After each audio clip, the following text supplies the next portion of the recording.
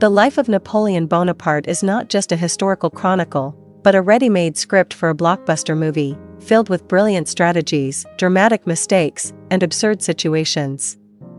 This short Corsican managed to conquer almost all of Europe, change the course of world history, and leave behind a legacy that still influences our lives today. Here is a selection of the most exciting and little-known facts about this legendary figure, a story you won't find in school textbooks. Personality: the man behind the emperor's mask. 1. A machine that didn't need sleep. Napoleon possessed superhuman stamina that amazed even those closest to him. He slept only 3 to 4 hours a day, and not necessarily consecutively.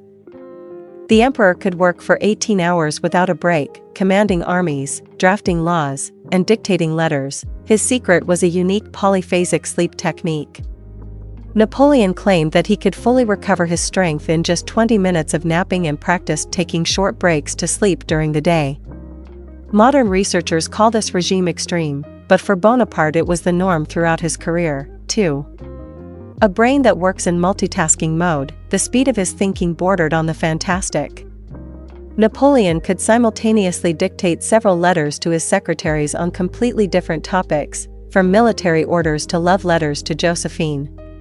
He switched between topics without the slightest confusion.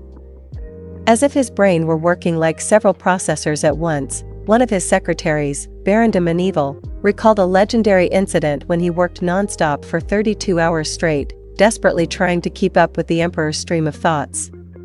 By the end of this marathon, the Baron was on the verge of physical exhaustion, while Napoleon remained alert and continued to generate ideas.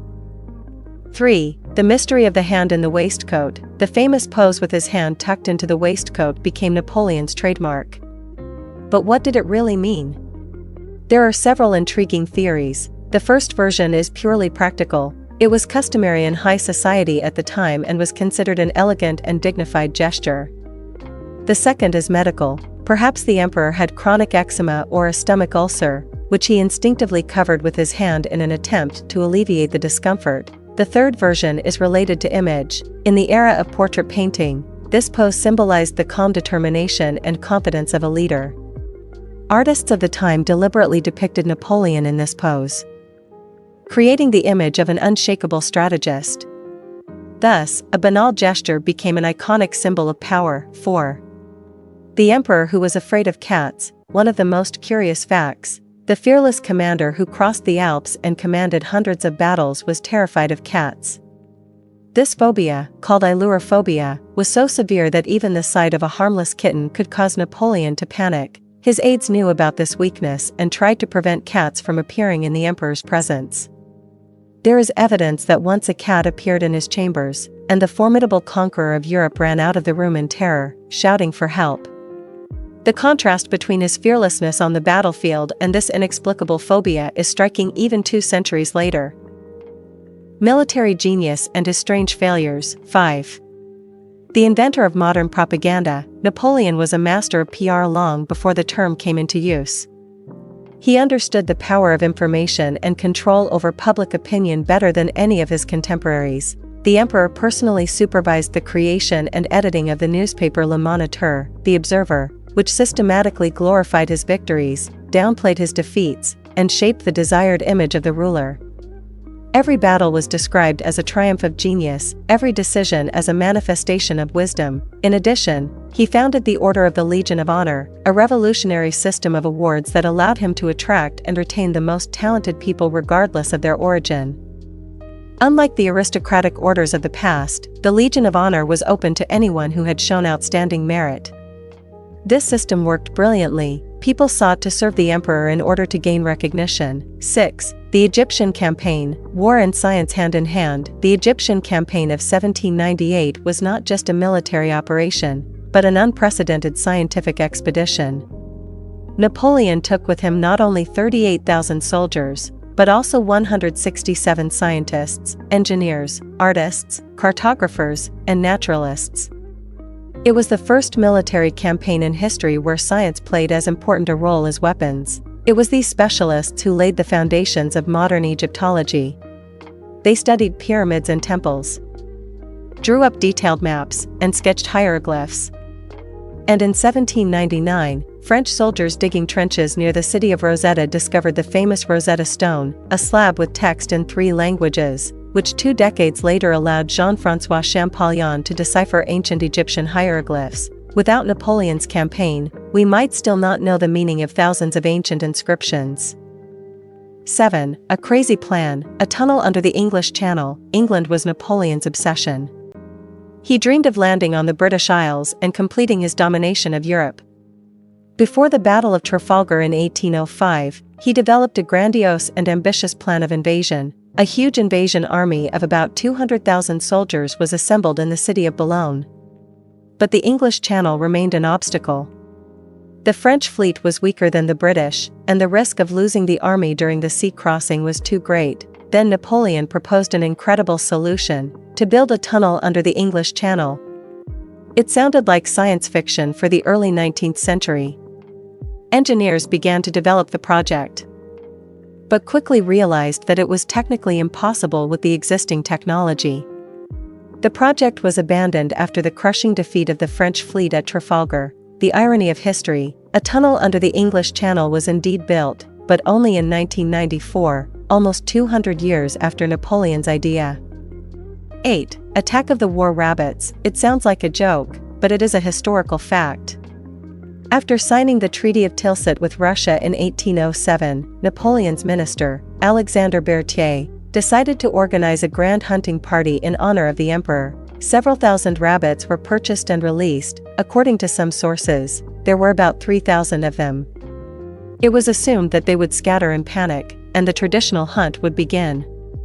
But something completely unexpected happened. The rabbits turned out to be domesticated, not wild. They were used to people being the ones who fed them. Seeing a crowd of people led by the emperor, the hungry rodents decided that it was time for breakfast and rushed as a horde toward Napoleon, mistaking him for their provider. The conqueror of Europe, who had won dozens of victories on the battlefield, was forced to flee from the furry attackers. He fought back with his legendary tricorn hat, but the rabbits were relentless. In the end, the emperor had to jump into his carriage and drive away, pursued by a horde of angry rodents. His entourage laughed about the incident for weeks afterward, behind his back, of course. Love, politics, and personal drama. 9. Secret wedding on the night before the coronation. The romantic story of Napoleon and Josephine is full of dramatic twists and turns. On the night before the official coronation, which was to take place on December 2, 1804, at Notre Dame Cathedral, Napoleon suddenly discovered a problem. Their first marriage, concluded in 1796, was a civil marriage and therefore invalid in the eyes of the Catholic Church. This created a serious political problem. Pope Pius VII had come to Paris specifically for the coronation, and the emperor could not be crowned while in an illegal marriage from the Church's point of view. Urgently, late at night, a secret religious wedding ceremony was held. The cardinal who married them barely made it to the official coronation ceremony the next morning. This rush and secrecy gave the event an almost mystical feel, reminiscent of a scene from a Dan Brown novel. 10. Divorce by mutual consent. When love gives way to the throne, Napoleon passionately loved Josephine. His letters to her are full of ardent confessions and genuine tenderness. But the emperor needed an heir to continue the dynasty, and Josephine, being 6 years older than him and already having children from her first marriage, could not bear him a child. In 1809, after agonizing internal turmoil, Napoleon announced their divorce. It was one of the most difficult decisions of his life. Josephine retained her title of Empress and generous allowance, but their life together was over. In 1810, Napoleon married 18-year-old Marie Louise of Austria, daughter of Emperor Francis I of Austria. This marriage was purely a political move. An alliance with Europe's oldest imperial dynasty was intended to strengthen the legitimacy of Napoleon's power. In 1811, Marie Louise gave birth to a son, who was proclaimed King of Rome, but political calculations did not bring happiness. When Napoleon was sent into exile on Elba for the first time, Marie Louise left for Austria and never saw her husband again. Josephine died in 1814, and according to contemporaries, her name was the last thing Napoleon uttered on his deathbed. 11. Arsenic in wallpaper, murder or accident? Napoleon's death on St. Helena in 1821 is shrouded in mystery and conspiracy theories. The official cause of death was stomach cancer. But in the 1960s, analysis of the emperor's hair taken after his death showed abnormally high levels of arsenic. This gave rise to a theory of poisoning. Perhaps the British or French royalists decided to get rid of a dangerous prisoner? However, later research offered a different, more prosaic explanation. In the early 19th century, arsenic was widely used in the production of dyes, especially in the then fashionable green pigment known as Scheele's green. This dye was used to cover wallpaper, fabrics, and even children's toys. In the damp climate typical of St. Helena, the wallpaper became moldy, and the fungus decomposed the arsenic compounds, releasing the toxic gas arsenic. Napoleon lived in a damp, poorly ventilated house with green wallpaper in several rooms. It is quite possible that he was slowly poisoned by arsenic fumes for years, which aggravated his stomach illness and hastened his death. Murder? No. A tragic accident due to ignorance of chemistry? Quite possibly. A legacy that lives on forever. 12. The father of nationalism against his will, paradoxically, Napoleon, who sought to create a unified European empire under his leadership, unwittingly became the father of nationalism in Germany and Italy, forces that ultimately destroyed his dreams. Having conquered the fragmented German and Italian lands, he united them into large states, the Rhine Confederation in Germany and the Kingdom of Italy on the Apennine Peninsula. He wanted to create territories that were easy to govern, but he unintentionally awakened the idea of national unity among the local population. For the first time in centuries, Germans and Italians felt that they were not just inhabitants of dozens of small principalities, but united peoples. After Napoleon's fall, this idea did not disappear. On the contrary, it became the driving force behind the unification of Germany, 1871, and Italy, 1861. Napoleon set in motion processes that he never planned, but which changed the map of Europe forever. 13. The code that changed the world. If you ask lawyers what Napoleon's main achievement was, most will answer, not his military victories, but the Civil Code of 1804, known as the Napoleonic Code. It was a revolutionary legal document that abolished the feudal remnants of the Middle Ages and laid the foundations for modern law. The code proclaimed equality of all citizens before the law, the right to private property as sacred and inviolable, secular marriage, separation of family law from the church, freedom of contract, abolition of privileges based on birth. The Napoleonic Code became a model for the legal systems of dozens of countries. It is still the basis of civil law in France and Belgium, Italy and Spain, the Netherlands and Luxembourg, the state of Louisiana in the US, the only American state with a Romano-Germanic legal tradition, Latin America, Argentina, Chile, Brazil, even in Japan and Egypt, local legislation has been influenced by the Napoleonic Code. More than 200 years later, billions of people live under laws that have their roots in the work of the commission led by the Corsican emperor.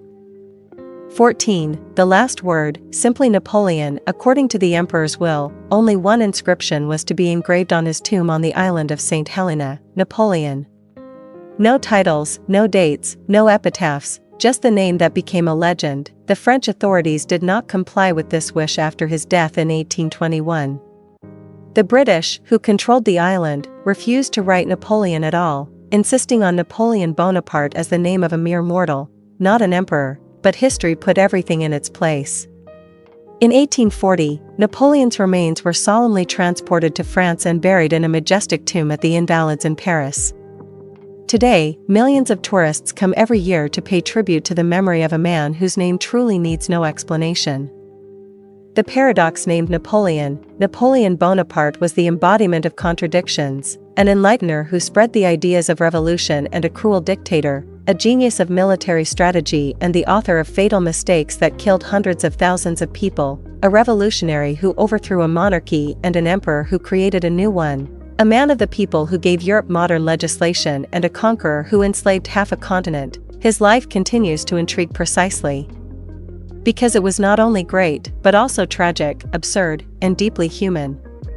Napoleon proved that one man can indeed change the course of history, for better and for worse at the same time. 2 centuries after his death. We are still debating his legacy. And perhaps this is a sign of true greatness, to leave behind not answers, but eternal questions. Did you like it? I look forward to your feedback. Subscribe to the channel.